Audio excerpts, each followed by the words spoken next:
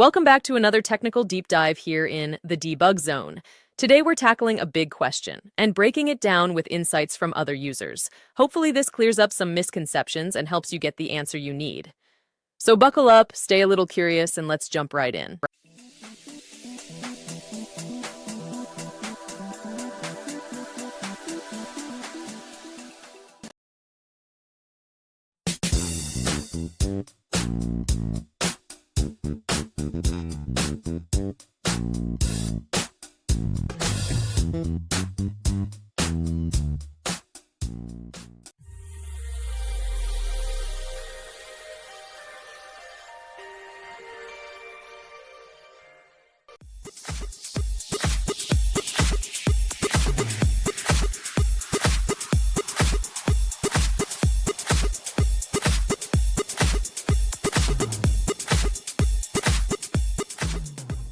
And that's a wrap.